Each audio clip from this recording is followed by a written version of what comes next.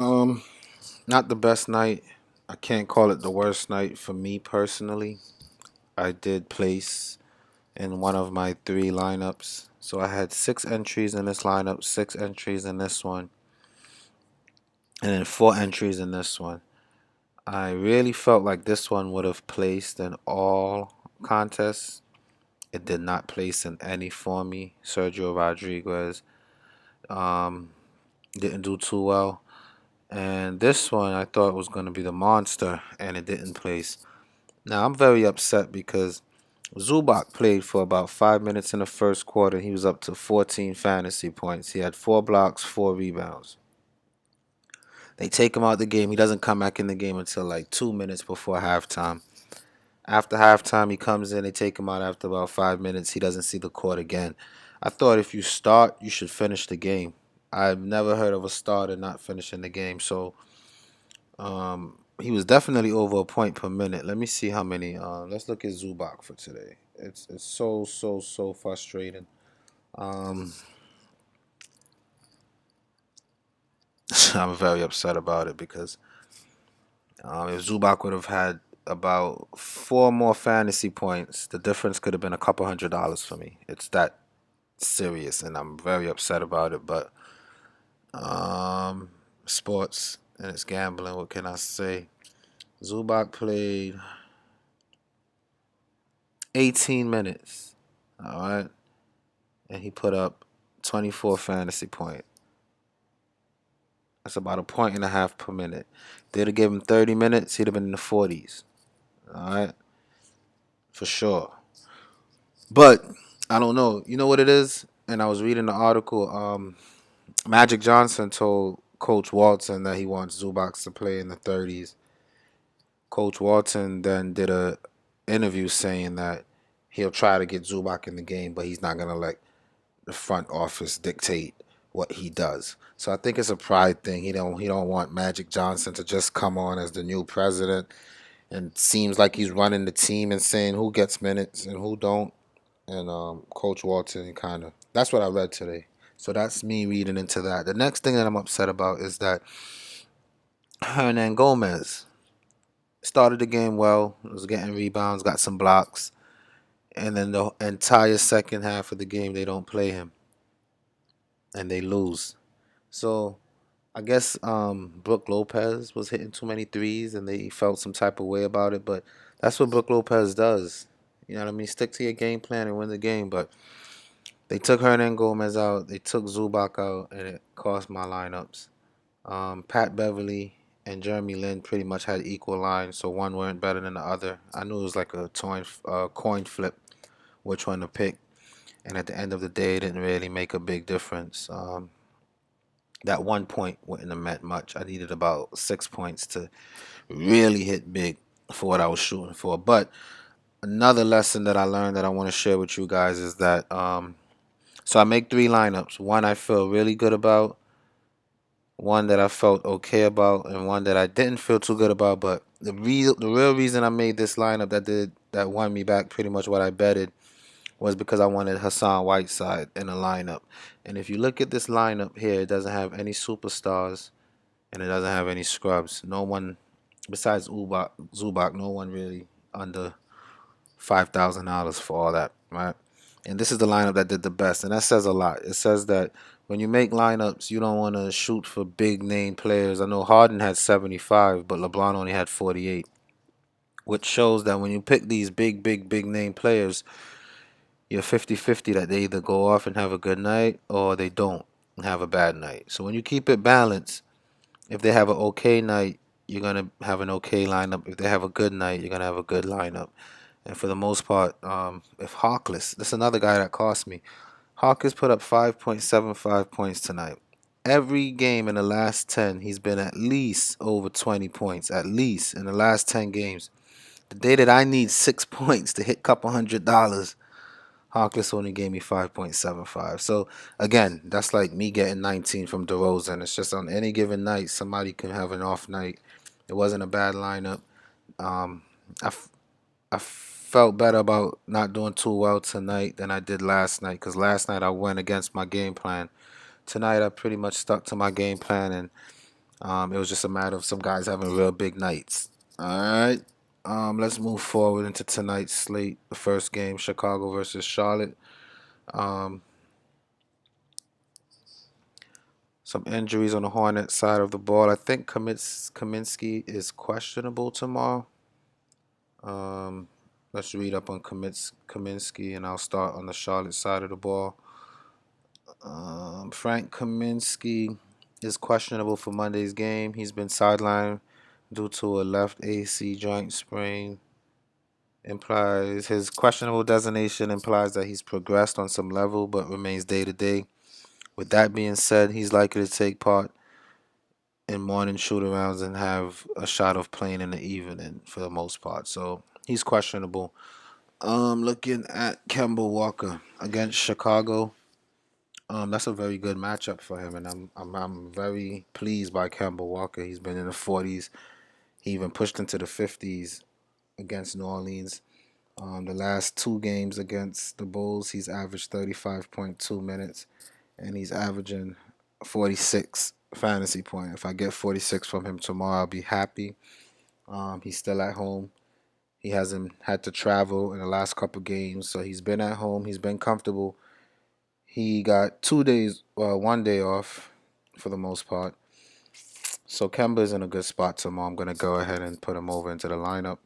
I'm not playing any of his backups. I don't really roster bench players unless there's an injury, so we can leave that alone.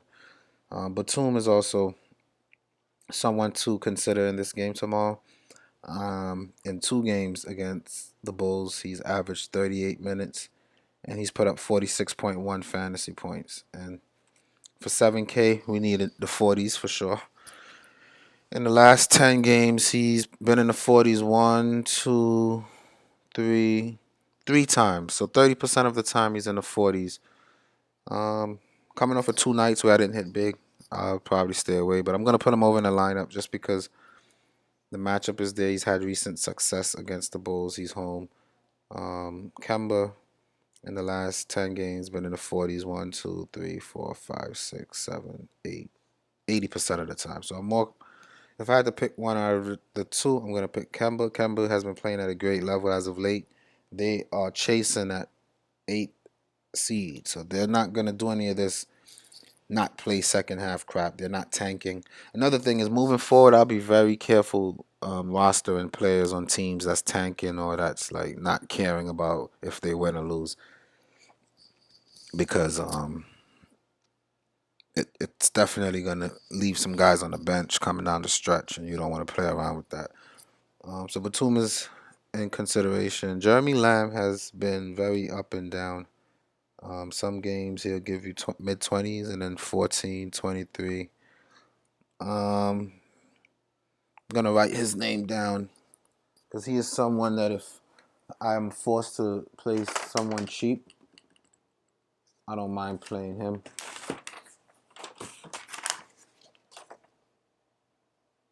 So Jeremy Lamb is someone that I will take as a value play tomorrow. And at the end of the video, I'm gonna kind of just list some good value for tomorrow that I like. And Jeremy Lamb is one of them. In 2 games against Chicago, he put up 19.9 points. Chicago's very bad right now. They scored about 6 points in the first quarter against Boston today. Um, so I like to pick on Chicago. Kid Gilchrist, we need about 30 from him. In 2 games against Chicago, he put up about 27 fantasy points. The last 10, he hasn't really been near 30 too much. He can go from 14 to 23 to 21 in the last 3 games. Any of those totals will be a disappointment to me. So for that reason, I'm not gonna play Kid Gilchrist. Bellinelli off the bench doesn't interest me. Someone that interests me a lot is Marvin Williams. His price is starting to go up. I wish I would have taken advantage of his price a long time ago. He's been hot. The guy is balling out. He's grabbing over 10 rebounds a game, scoring double digits. He's getting steals, blocks, assists. He's filling up the stat sheet, man. He's looking like Batum out there. Being that the team does not have a big man and he is playing a lot of minutes, they're fighting for the eighth seed and he's fighting. Definitely going to consider him tomorrow. We need about mid 30s from him to hit value, and he has surpassed that a lot of times. He got us 50 fantasy points in the last game. I think that game went to overtime, but the game before that, 48. The game before that against Miami, which is a very tough team to play against, he put up 40 points. So if we get 40 from him tomorrow, that'd be about 7 times value for him. I like Marvin Williams. For some reason, every time I play him, like for a matter of fact, um, so when Marvin Williams put up 39 points, I didn't play him against Denver because I knew he would be like that's the game where like all the big men was out. Kaminsky was out, everybody was out. I didn't play him and then I ended up regretting it. So then the next game he put up 16 and I was like that's when I did play him. I played him for the game against Indiana. He put up 16. Um and then against Miami, Orlando, I didn't play him. He put up 40 and 48. He went to New Orleans, put up 50. I'm gonna play him tomorrow with confidence. I think he can bounce and give me a good fantasy night. Frank Kaminsky in 2 games against Chicago, he's put up 19 points. Even if he plays, I wouldn't really mess around because he might be limited. He might re-aggravate the shoulder. He might not get that much minutes. So on the Charlotte side of the balls, I like Kemba Walker, I like Nicholas Batum, and I like Marvin Williams. Going to Chicago, I like nobody. I'm not playing any Bulls, but I'll break down the team. Rondo is always a good option. He just comes off the bench, and coming off the bench, I'm not gonna trust him. In 1 game against Charlotte this year, he played 32 minutes and gave us 35 fantasy points. So it's safe to say he's good for a point per minute, and that's been the case pretty much for the last 10 games. He played 17 games against Houston. He put up 16 points. 28 minutes against Orlando, 25. 29 minutes against Clippers, 28. In Golden State, he put up 13 minutes, had 14 fantasy points. So he's good for a point per minute on the floor. He gets himself involved in the game. I just don't know how many minutes he's going to get tomorrow. And with them losing the way they did to Boston, I am for first of all, Rondo is a starting point guard in the NBA. He's a champion. He's good. He'll get you a lot of assists, and he's a veteran. All right. For you to be a coach, that coach on the Bulls really disrespected these players. You're gonna bench the guy. All right. A lot of times players make mistakes. They get benched for a game. They get suspended for a game. But you don't take them out the rotation. They took Rondo out the rotation completely for a good portion of the season and was playing MCW and what's the other dude named? The other scrub that they got? Jerry and Grant. Why would you take the man out the rotation and play these guys, go on this big losing streak, fall out the playoff race, and then stuff blow up? Wade and Butler is upset. They're calling people out. They're trading good players away, and it's the coach. In my opinion, you don't rest your champion. He has NBA Finals experience. He won a championship. He led veterans in Kevin Garnett and the guy in the Clippers. I'm drawing a blank right now, but he led Paul Pierce to championship status, and then you're gonna bring him to your team, getting rid of Derrick Rose, get Rondo, and then bench him to play Jerry and Grant. It just doesn't make sense. So if Rondo gets minutes, I like him. I just don't know if he's gonna get minutes, and for 5K, I'll leave him alone. Dwayne Wade, I like on any given night. I think he can get you mid 30s to 40s. In 1 game against Charlotte, he put up 26 minutes. We only got 27 fantasy points. In the last 10, 30, 23, 24. So he's not guaranteed, and his ceiling isn't great right now. Like I said, the guy, it's father time for this guy. He won multiple championships. His team doesn't seem to be making a playoff, and I just don't see that drive anymore. A 9K Jimmy Butler is a no thank you for me. If you have the stomach for it, it looks good that they played 2 games this season. He's averaging 38 minutes per game, and 62 fantasy points. All right, which is more. That's about 7 times value for his price.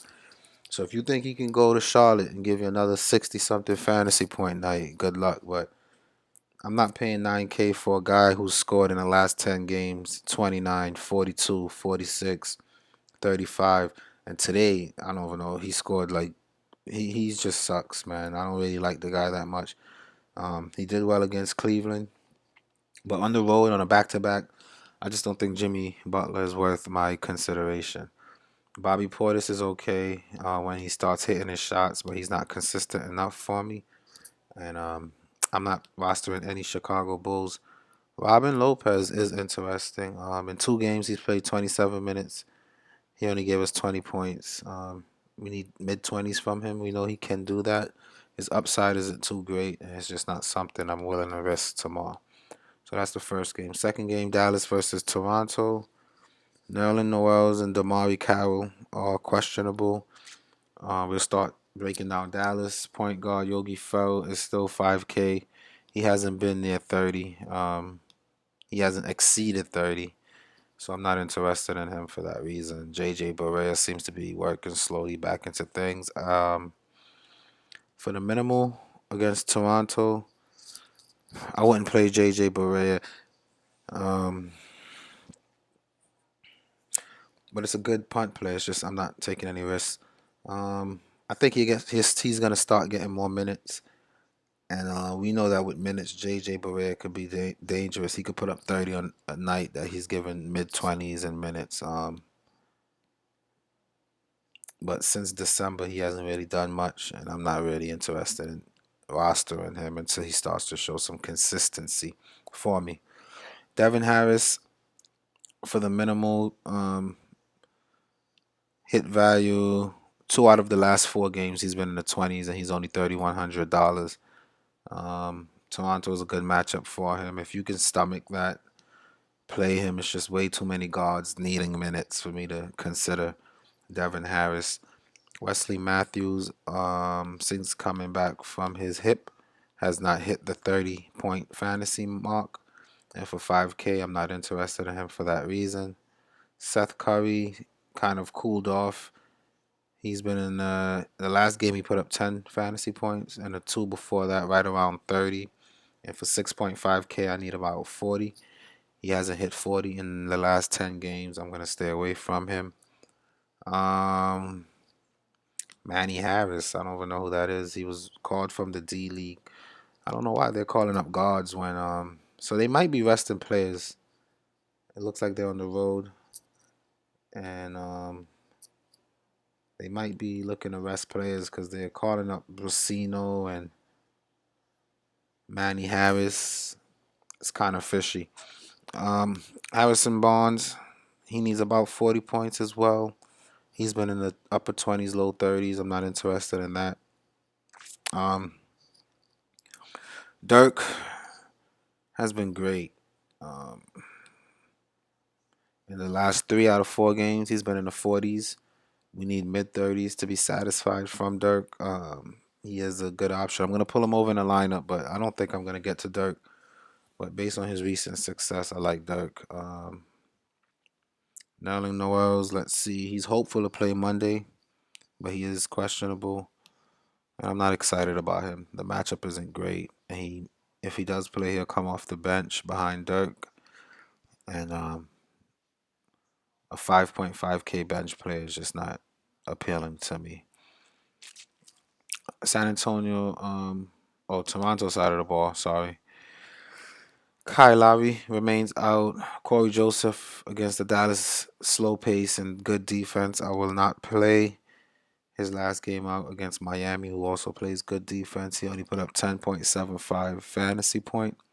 The game before that, he put in 37.5. That's the game that all my subscribers were happy about because we all won money that night. I did say that Corey Joseph was going to have a good time because it was against Schroeder, who plays no defense. But moving forward, Corey Joseph is not someone to consider. DeMar DeRozan is going up against Dallas. Same story. Dallas plays good defense. Wesley Matthews may be on him, and Wesley Matthews is a defender. I will not play DeMar DeRozan tomorrow. Norman Powell is okay, but he may come off the bench. He may start, and it's against the Dallas. I'm really not interested in anyone on the Toronto side of the ball tomorrow. PJ Tucker, Damari Carroll, those are not consistent guys to give me upside that I need. Sergio Ibaka is 6K. We need about mid 30s from him, and he's only been there twice in the last 10 games. And the matchup is not there for him, so I'm going to leave him alone. Valanciunas been kind of hot lately. The last game out, he put up 23.5 against Miami, but prior to that, he had two games, 136, 146. So we know the upside might be there for him. I think the Miami game was kind of like a blowout, so he didn't play as much minutes as he probably should have. And if he did, he would have been in the 30s. Valanciunas is not a bad consideration for tomorrow. Um, he's getting double digit rebound. It's just a slow paced game. Um, and Dallas do well. That's the the worst team to go up against from a fantasy point of view. And Valanciunas is not the best center from a fantasy point of view. So that just have me worried. But I'm gonna pull him over only because he's on the up and coming. Um, Toronto's trying to seed in the East, and without Lowry, they need a scorer. So I'll consider him, but just not someone that I'm really super excited about. And that's it for that game. Atlanta versus San Antonio. On the Atlanta Hawks side of the ball, no one's injured. On the San Antonio side of the ball, quite we have a couple key injuries that's very intriguing to me, and I'll start on that side. So, Tony Parker has already been ruled out, and his backup has been ruled out, Murray. So Brian Forbes becomes interesting, right? Because we think he's gonna get minutes in the upper teens to 20s, but he's got 16 against Oklahoma and 25 against Golden State, and he was not able to crack 10 fantasy points in either one of those games. So for that reason, I'm not going to consider Brian Forbes. Someone that I think should be a lock tomorrow's slate is Patty Mills. We know that with minutes he can do well. And guess who he's going up against? Schroeder. Patty Mills is going to kill Schroeder tomorrow. I'm going to go ahead and put him in. I love Patty Mills tomorrow. I think he's in a good spot. He might be chalk. A lot of people is going to own him because of his low price and that he's pretty much the only decent point guard on the Spurs. But that's a chalk that I think I need to get my hands in. Patty Mills is definitely on the radar for me. Jonathan Simmons. Kawhi Leonard is still questionable. He's in the concussion protocol. I've never seen someone go through a concussion protocol in 3, 4 days. So it's interesting that they're considering that he might play. If Kawhi Leonard does play for 10K, I'm not going to do that because it's Atlanta Hawks. And I don't think he has to overexert himself to win this game. Kawhi Leonard scores a lot of points when he goes up against good teams where he have to score a lot and have to defend really hard. But in Atlanta, he doesn't have to do too much. It's practice for him. So 10K doesn't appeal to me for Kawhi Leonard. Jonathan Simmons just played upper 20s in minutes and only had 13.75 fantasy points. So I'm not interested in him. Danny Green, same story. He played 21 minutes, 15 fantasy points. Not interested in him. Kyle Anderson is interesting if Kawhi Leonard doesn't play. In the last two games, he's had 24 minutes. He put up 26 fantasy points. In the other game, he's had 32 minutes and he put up 34 fantasy points. Um, Last year, when they would rest Kawhi a lot before Aldridge came, Aldridge was there last year, but I just know when Aldridge and Kawhi both are not on the floor, that Kyle Anderson becomes someone they could look to for scoring. You can get 8 to 10 times upside. I mean, I don't know the status for Kawhi Leonard tomorrow. Even if Kawhi sits out, I don't think I'll play Kyle Anderson. Um, I don't know why. I just don't feel like Kyle Anderson is going to be a consistent winner in a Popovich system. It could be Bertans night, and Bertans had a good night yesterday against Golden State. Hit 7 times value. It could be a David Lee night, and although Aldridge still is out, I'm not gonna play David Lee because he's going up against Millsap, and Millsap is pretty good. Paul Gasol, 5.5K might could be worth it, but he's coming off the bench. I'm not rostering a bench player for that much. Last time against Atlanta this season, he played 37 minutes. He put up 35 fantasy points. I don't think they're gonna play him 30 something minutes. They haven't been playing him 30 something minutes. I don't want to fall into the trap of looking at this game for a bunch of value. I think Patty Mills is who I really like, and not only because he's the only point guard really, but he's going up against Schroeder. And similar to how I felt about Corey Joseph, that's how I feel about Patty Mills. I think he's a must play for tomorrow. And that's it. San Antonio on the Atlanta side of the ball now. Dennis Schroeder is interesting. He's been doing well. He's been 30s and 40s in 9 of the last 10 games, right? Oh boy. I'm really considering Dennis Schroeder now, guys. This is bad. He's in a good matchup against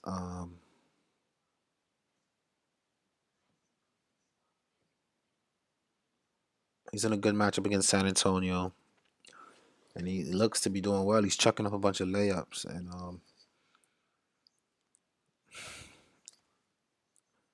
we need mid 30s to 40s from him, and he's showing that he can do that. He's consistent. He has a decent floor that's about 35 times value. I think I can get myself interested in Shooter for tomorrow. It's just that so would I take out I would take out Dirk for Schroeder. I think that's reasonable. Although Dirk has 40-point upside, um his um floor is 20, 21, 24. Schroeder hasn't shown me in the last 10 games any 20-point performance. The one that he did is 29.5. So he has a decent floor, and he also has 40-point upside similar to Dirk. So I could take Dirk out and put Schroeder in and move Valanciunas to where Dirk was. That's definitely something to consider. I don't hate that move. Um, Other Atlanta players that may stand out to me are Tim Hardaway Jr. Um, in 31 minutes, he put up 40 fantasy points against San Antonio already this season.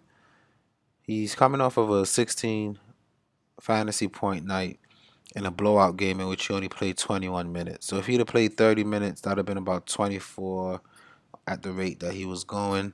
Could have been more. He's been consistently in the 30s as well. Against the San Antonio team with their interior being softened by the absence of LaMarcus Aldridge, he's definitely someone I can consider tomorrow as well. Um, for a cheaper price than Batum, he has a similar productivity, right? So in the last 10 games, Batum been playing 33 minutes and putting up 35.8 fantasy point, right? He's hit the 40s a couple times and he's been in the 20s twice, I would say, out of the last 10 games. So Batum has a safe floor. Tim Hardaway Jr. now, on the other hand, has a ceiling in the mid 30s. We do see some 40 upside, and his floor has been also mid to low 20s. So similar kind of productivity, and Tim Hardaway comes $2,000 cheaper. So so if I pay 7K for Batum, I'm looking for mid to upper 40s to exceed 6 times value. And I think taking out Batum for Tim Hardaway Jr. is an okay decision, and I'm gonna go ahead and make it. Cephalosha, It's too up and down, man. The last two games, 17 and 16 fantasy point. The game before that, 29. And the one before that, 17. So in three out of the last four, he's been in the mid-teens for fantasy point output. He's going up against San Antonio in 16 minutes this year. He only put up 11 points. There, the last game was a blowout, so I can't look at that. But he seems to be getting minutes. He starts. Tim Hardaway doesn't start, but Tim Hardaway, when he comes in, he takes over the ball and he goes to work. So I like Tim Hardaway. I don't like Cephalosha. Paul Millsap is interesting.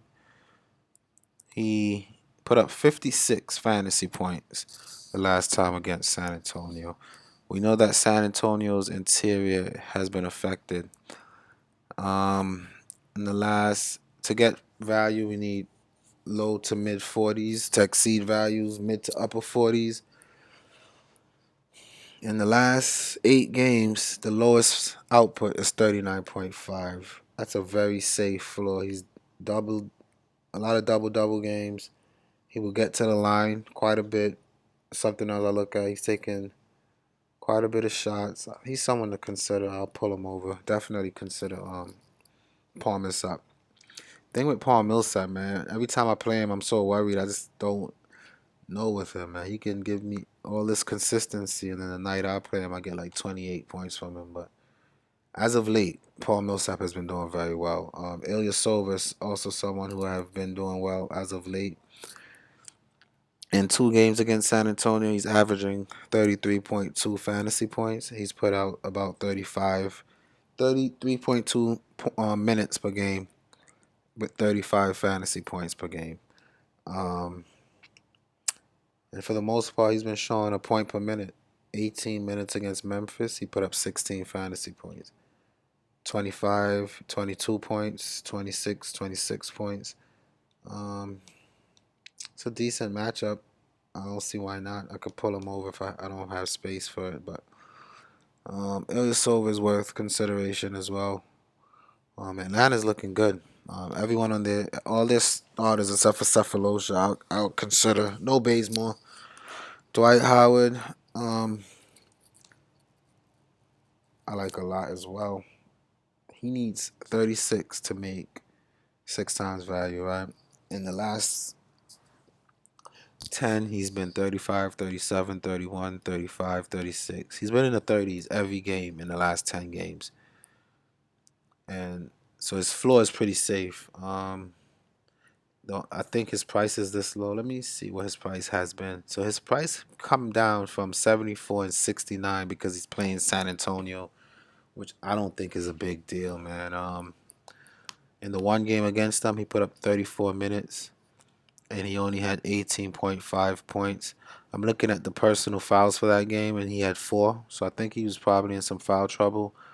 Foul trouble does plague him sometime. He had 5 a couple of games ago, 4 against Toronto. Um, he's rested. They did rest him in the last game out, so I think minutes can be there if this game stays close. I think it will stay close because it's San Antonio. Um, I'm gonna replace Valanciunas with Dwight Howard. I think it's a safer play. I love Dwight's floor and I love his upside. We know he has 40-point upside, and his floor is pretty safe as well. So far, I can consider Dwight Howard as well. And that's enough for that game. Milwaukee versus Memphis is a game that I'll probably stay away from, but I'll break it down and give my thoughts on each of the players. Michael Beasley remains out, and Teletovic and Brogdon are questionable. On the Milwaukee side of the ball, Antetokounmpo is a whopping 10K. Um, in the last 2 games, 36 and 48 fantasy points. In one game against Memphis, he played 37 minutes. He put up 55 fantasy points. None of those are 6 times value. And even if he does hit 6 times value, I don't see him exceeding it. I just don't like to play Antetokounmpo, personally. And it's a bad matchup for him based on this rating system. Brogdon, let's see what's his injury. He has some back issues. And he's missing his second straight game. I don't like him tomorrow anyway. I don't like Dellavedova because even with Brogdon out getting minutes in the upper 20s, he could barely get to 20. Six-time value for this price. So Tony Snell still's been getting a lot of minutes, still been hitting value for his minutes. He put up 32 points on Minnesota. In the last game in Memphis, he played 26 minutes. He only had 13 fantasy points. Memphis has been getting beat up, man. They're declining in standings. Snell getting some minutes near 30. I think he can do well against them. He's a good play. I'm not going to put him over, but the matchup seems to be there, and he has been doing well lately. He's someone that I like in that game, Tony Snell. I'm going to write his name down as another value pick. For tomorrow, he's someone that if you're looking for value, you could play him. Chris Middleton needs mid 30s tomorrow. I'm gonna stay away from Middleton. His last two games, 28 and 27. His best two in the last 10 has been 45 and 40. Um, his worst two has been 13 and 18. It's too big of a gap. There's no security in Middleton. I'm gonna stay away from him. Terrence Jones put up 33 points in New Orleans, and he's min price. The game before that, he played 24 minutes, put up 19 points. Oh no, I'm bugging out. I'm sorry, he has yet to play since being traded to the Bucks, and he's not really good. I don't like Terrence Jones. I don't advise anyone play him in the lineup, especially against Memphis. Leave Terrence Jones alone. Greg Monroe on any given night can go off. He's 5.5K. We would need mid 30s to be satisfied with Greg Monroe. He's good for a point per minute. We just don't know how many minutes Jason Kidd is going to give him. And for that reason, I'm not going to play him. Um, and that's it. Spencer Hawes is not worth consideration. John Henson, maybe. Um, John Henson absolutely is worth consideration, right? I'm looking at his game logs, and he's getting anywhere around 20 minutes per game. He is 3.3K. In the last game against Memphis, he played 17 minutes, gave you 20 fantasy points, right? Which means that that's six times value for sure. In the last 10, we've been at 22, 26, 22, 19. He has a 6 point game and a 9 point game, but then a 20, 27, and 32. So if you're looking for six times value and you got 3,000 to just punt away, John Henson is a good value play. I'm going to write him down as well. I'm actually very intrigued. If I do two lineups tomorrow, where one is a riskier lineup, where I'm doing like value with big names, John Henson is definitely someone that I'll go and look for. The only thing is he's a center. I like to be sure about my center picks because centers are where you get good value, but let's see how that works. John Henson I like a lot from Milwaukee. It's probably the only player in this game that I would consider playing. On the Memphis side of the ball, Mike Conley is cold. He has not been performing well, and for some reason his price is not coming down. The last two games, 23 and 33, in 30 minutes against them. This season, he put up 25 points. Until I start seeing some consistency, I will not be playing Mike Conley. Same could be said about Tony Allen. He's just not hitting value. He hasn't been, and I don't think tomorrow will be the day that he bounced back. Parsons sucks right now. Zach Randolph on any given night could get you into the 30s. In 22 minutes against them, he put up 28.3 fantasy points. It's just that his floor is too risky. Against Atlanta, he put up 11. Against Houston, which is supposed to be a good matchup, he put up 17. So we know that against the Clippers, he put up 36. But for me to have to pray that he do that and he doesn't do it consistently, I'm just not interested. Marc Gasol is probably my favorite Memphis player. He needs mid 40s In 34 minutes, he only put up 36 points against them this year. In the last 10, he's only been mid 40s twice. For that reason, I'm not going to play Marc Gasol. And I'm going to get away from that game. That's it. Washington, Minnesota. Nice game to look at. No injuries. On the Minnesota side of the ball, Rubio tomorrow, I think, get back into the groove of things. 34 minutes against Washington, he put up 21 fantasy points. And I'm assuming that's before their shooting guard went down in the last. So he needs 40s to hit value for me. We know that he's getting assists. Washington is a team that I could see him grabbing rebounds on. Um, I think he'll get 10 plus assists tomorrow. He's been scoring the ball even better. I'm pretty confident about Rubio tomorrow at home. His home away split shows that he does better at home.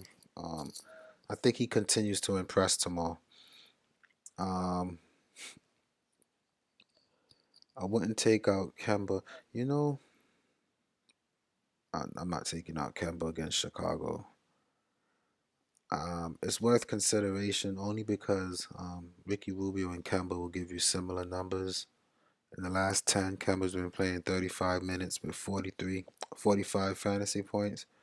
Rubio's been playing 33 minutes with 42 fantasy points. So for $2,000 or $1,000, $1,300 more, I think Ricky Rubio and Kemba Walker are pretty similar as far as what you'll get out of them tomorrow. So I'm considering moving Kemba and putting Rubio.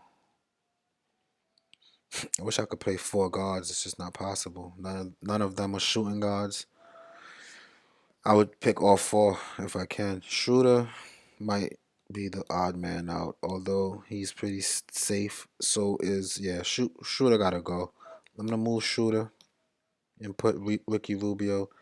Schroeder is safe and he's good. The problem is I don't like the guy. I'm not gonna play him. I think Rubio, Kemba Walker are both pretty safe as well. Although that I could save a couple thousand. Maybe at the end of the lineup I need a couple $100. I might consider putting Shooter back in, but for right now I'm just gonna chill off Shooter. On shooting guards, Shabazz Muhammad is not worth consideration. Not when you could put out 7.5. That's not what you want. Tyus Jones, he gave us 6 fantasy points. I'm not gonna consider him. Andrew Wiggins is always in play, but he's been cold. And he needs to show some consistency before I think about playing him. So I'm going to leave Wiggins alone. Carl Anthony Towns, I like a lot. Love him tomorrow. Um, at home, he seems to be a monster. Washington is a team that I feel like he can do well against. Rested, he has his last couple games been at home. He hasn't been traveling.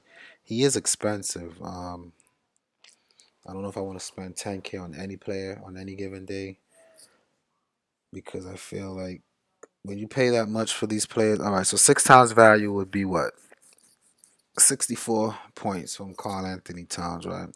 The last game he played, he put up 61. And he did put up a 73, which is only one out of the last 10 games. So even if he hits 6 times value, he wouldn't exceed it. And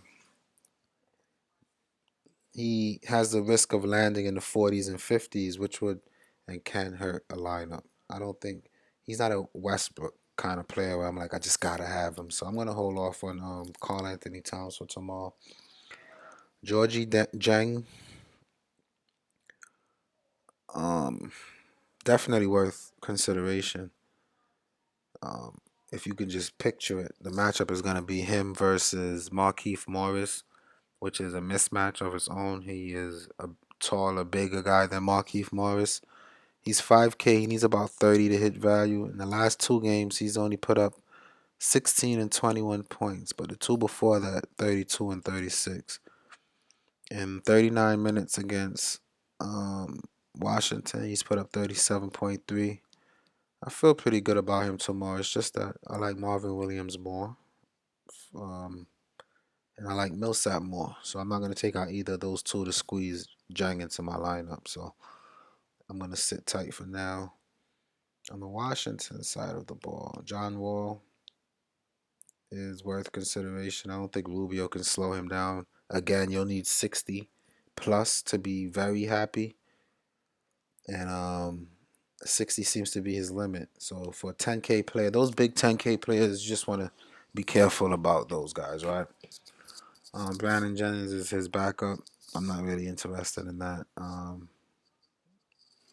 Bradley Beal is on fire, man. He's on fire. His floor is mid 30s, which is 5 times value, and his upside could be 50s and 60s, which is 8 times value, right? So Bradley Beal is worth consideration tomorrow. The way the guy been playing, I don't feel comfortable not rostering him. I don't. For 76, he's worth it, man. He'll get you into the 40s, especially against Minnesota, who's going to give them a run for their money. The only thing is, man, these guys are on the road, and let's see, tomorrow's the 12th, so that's 5 games in six days, right? But they're half a seed out or something of that nature because Cleveland just lost again, so they can get the first place seed. They are looking at that and they are smelling blood. They want that, so I think Beal keeps it rolling, man. He has 60 points upside. He's put up 50, all right, 45 plus in one, two, three, four out of the last 10 games. I think he keeps it going tomorrow. Who's the shooting guard that's holding him? Who's going up against him tomorrow? Brandon Rush. I guess he's supposed to be a good, decent defender, but Bradley Beal, man, that's what you want. So who would I take out for Bradley Beal? It has to be Tim Hardaway Jr. I don't have any forwards that's small forwards, so I would take out Tim Hardaway Jr. and put Bradley Beal. Then I'm gonna have a paper next to me where I put THJ because THJ is someone that I want to try to work back into my lineup. All right. Bogdanovich is too up and down. He can get you 14 and he can get you 41. It's just a risk that I'm not going to take tomorrow, especially when my lineup looks so good already. I love how the lineup's shaping out. Um, Small forward Otto Porter on any given night. He's another one. He can get you 40s or he can get you teens and 20s. In 34 minutes, he put up 34 fantasy points. I'm going to pull him over because he's not the worst pick, but he's just too risky, man. Just way too risky. Not consistent. Markeith, Draftkings is crediting my account. I love the sound of that. Markeith Morris finally had a good game. He put up 40 points. He hit the buzzer beater. He played 43. It took overtime, I think. But before I jump the gun and start picking Markeith Morris, I need to see some consistency, right? Jason Smith has been getting minutes. He's back into the rotation. The last game, he played 9 minutes. Only got 2 fantasy points. I'm not taking that risk. I like Gortat. I think Gortat's back. 2 out of the last 3, he's been in the 30s. The only thing is, 2 out of the last 4, he's been in the mid-teens. That's too big of a gap. Last time they played, he put up 38 fantasy points. I could still consider Gortat because I know bigs against Minnesota is what you want. Um, the thing with Gortat, right? So the game that he put up 38 points, he scored 19 and had 10 rebounds. So he barely got the double double bonus, and he did well. He double doubled, right? Um, as of late, they haven't really been doing too much pick and roll, feeding Gortat in the post. That's why he was so successful before because they would do a lot of pick and roll or post him up. And with Jang and Carl Anthony Towns, I don't know. I'm not big on Gortat for tomorrow. Initially, I was. I kind of had a lineup which I was playing around with, and this was it. Patty Mills, Bill, Tyreek Evans, Marvin Williams, Zubac, Rubio, Towns, and Gortat. That was my playing around while the games were on, but After seeing that Zubac didn't even play in the fourth quarter, I kind of took my mind off of that lineup and said that I'll make one as I do a video for you guys. So Gortat, I considered him. I like him a lot. I'm gonna write his name down on this piece of paper because sometimes I forget players that I like and I overlook them. So Gortat's in play for sure. Mahinmi just put up 2 fantasy points, and he's a backup. Um, it's not a 2 game slate where I'm like, oh, I have to play Mahinmi. I'm not really looking for that value, so I'll stay away from him. And that's that game. Um, Utah versus Clippers.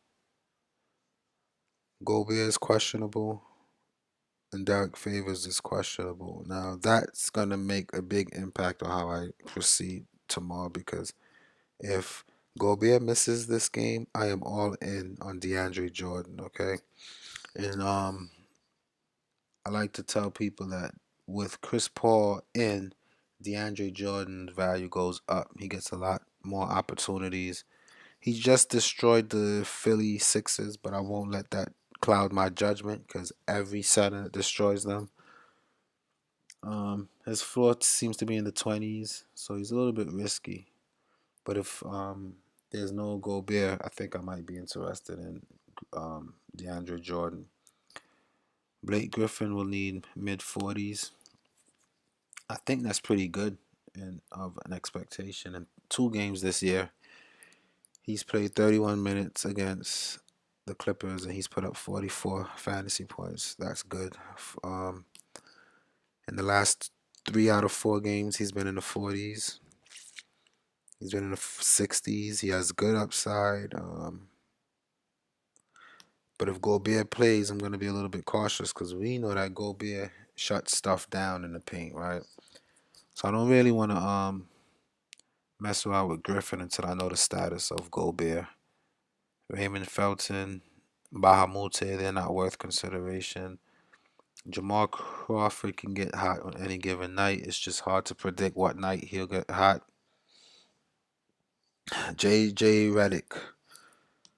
Um,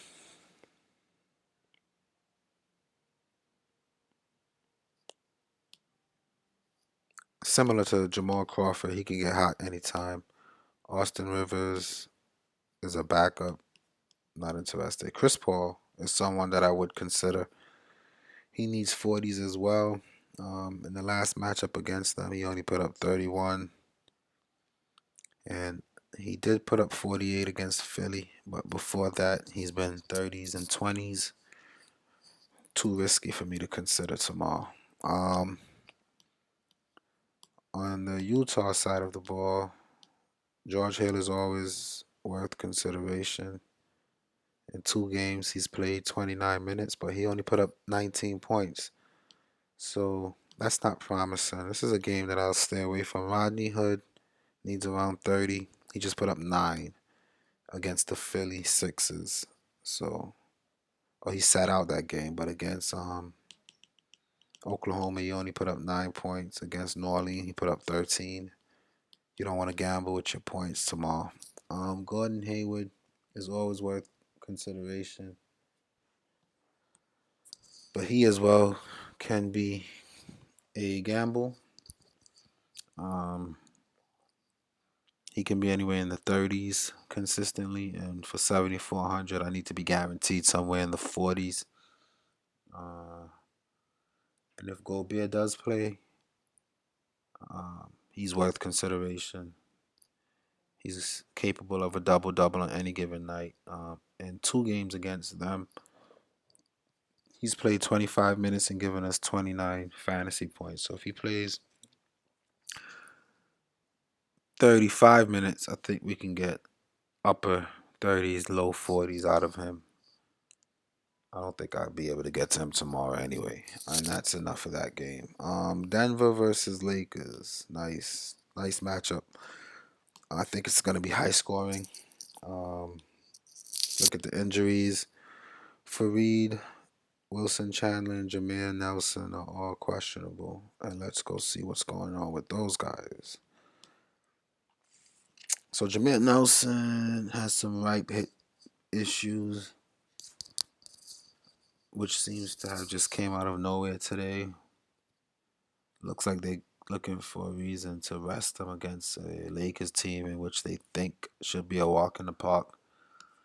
If he doesn't play, do I love Jamal Murray? No.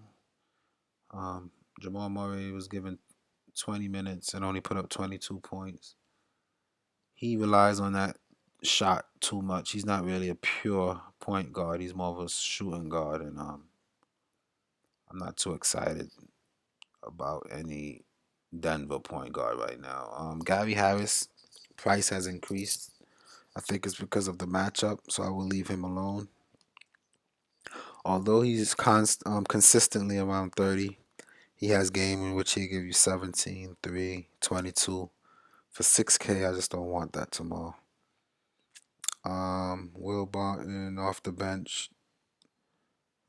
If Chandler and Fareed both miss time tomorrow, Darrell Arthur will get some minutes.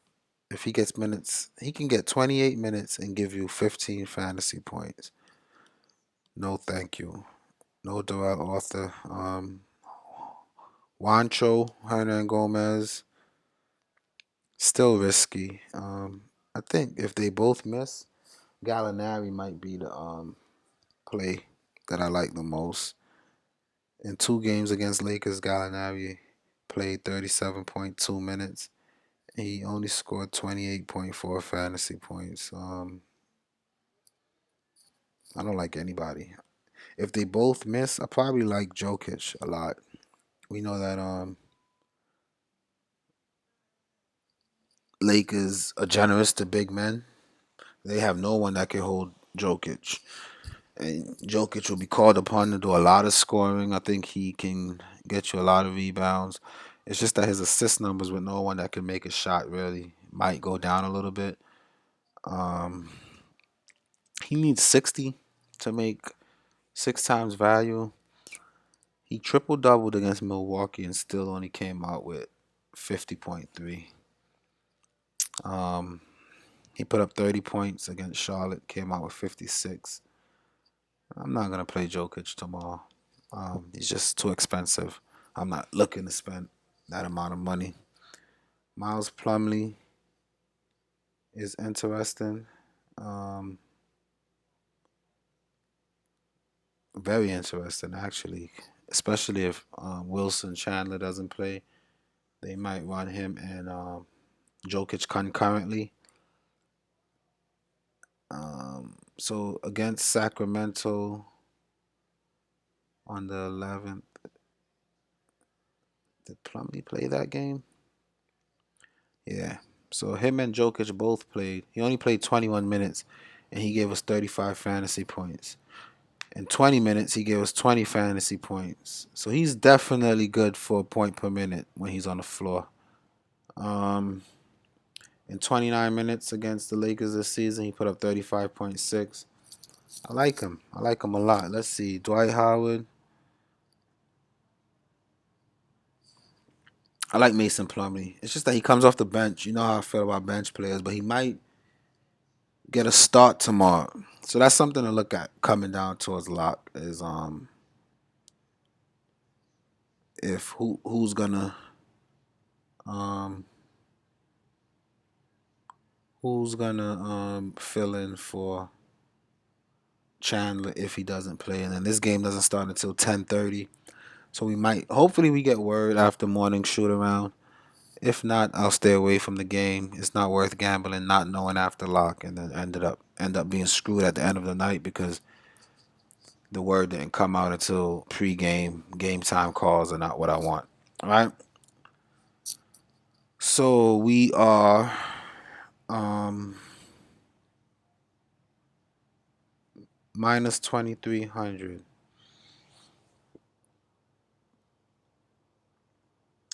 and we need to make some changes. I'm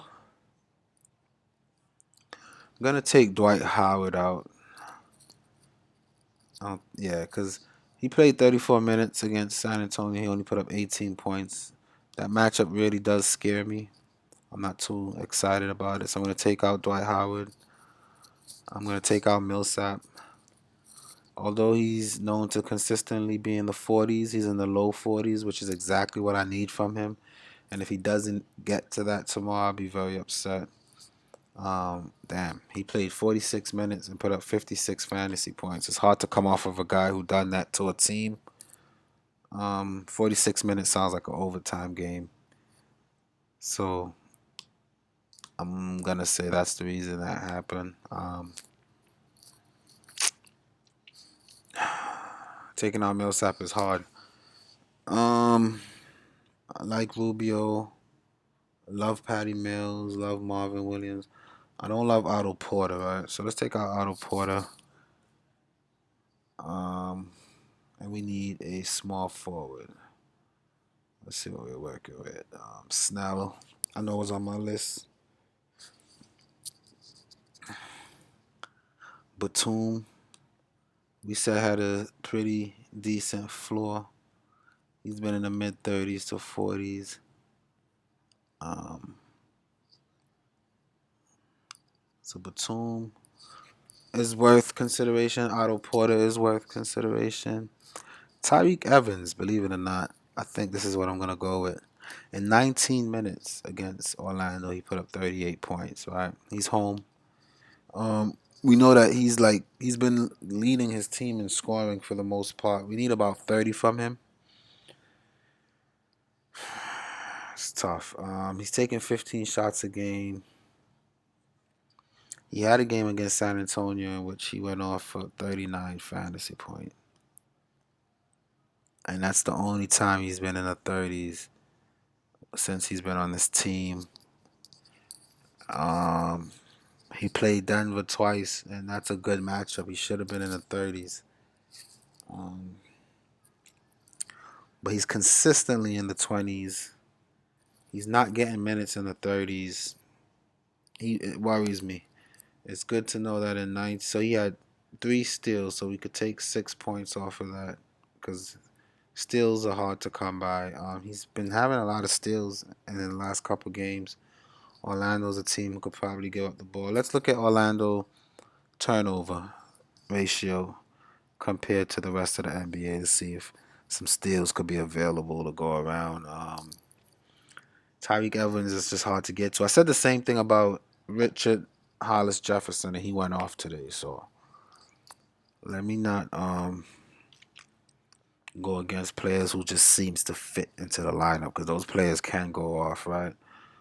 How does this work? Teams. See all team stats. Turnovers. Who were we looking for? Orlando. So Boston gives up a lot of turnover. The Bulls and Nets.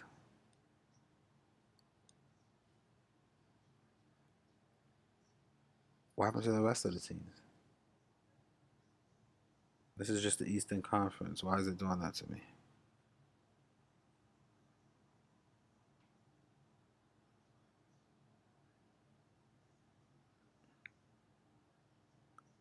I don't get this. Something's going on. Oh, here we go. Um, we're looking for Orlando. So they seem to take care of the ball. They're on the bottom. I could get to Tyreek Evans. Why not? I don't see why not, right? So Kemba Walker, Bradley Beal, Tyreek Evans, Marvin Williams, Patty Mills, Paul Millsap, Ricky Rubio. That doesn't look too bad. I don't see any big risks. The only thing is I still don't have a center in there. Um, let's see what centers. So Valanciunas, we said, has been playing good as of late, right? We need about 30 from him against Dallas. Who? Yasova, 24.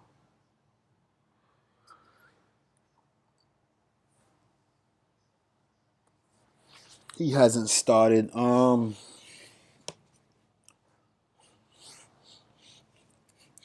Tomorrow might be one of those days I just go heavy on the guards, man. I'm not gonna lie. I love how it looks so far. I love how the lineup looks so far. Um, there's no one that I hate, and I don't hate Valanciunas. I actually had him on the list. I considered him. He might make the cut for me tomorrow. So I need about 28 to 30. One, two. He only done that twice in the last 10 games. But two out of the last four times, right? In Miami, it was a blowout. He only played 21 minutes and he put up 23. So in a sense, that sounds like three out of the last four because he would have did 30 if he would have continued to play that game. He already doubled in three out of his last four games. And, Miami, we know is a good matchup. Atlanta, we know is a good matchup. New Orleans could have been a tough matchup. He did very well. Dallas, Dirk Nowitzki, I don't see causing him issues. I know Dallas is supposed to be generous, but I think it's worth a shot, man. Valanciunas. Why not? We know Costa Kufos is pretty steady. His price is starting to creep up. He's almost 4K. Orlando. See, he's been in the 20s. He's been a favorite target of mine. Do I like Costa Kufos more than Valanciunas? No, because they both will give you at least 20 for the most part. Valanciunas has the capability to penetrate the 30s. Costa Kufos don't have that kind of upside. Carly Stein, we know, is so volatile. That's what I was saying. The game that he put up 43, people were like, why not Carly Stein? Why do you like Costa Kufos more? And then the next game, they both put up the same amount of fantasy points, but Costa Kufos is $1,000 cheaper. I just like Costa Kufos more. I think he's more steady. And this is the lineup that I've came up with, guys. Kemba Walker, Bradley Beal, Tyreek Evans, Marvin Williams, Valanciunas, Patty Mills, Paul Millsap, Ricky Rubio. Um, what I like about this lineup is, except for maybe Patty Mills and Valanciunas, everyone can get you 40 points. Reasonable. That's a reasonable expectation for everyone on this lineup, right? Rubio, Millsap, um, Marvin Williams, yep. Tyreek Evans, no. Oh, so Rubio, Millsap,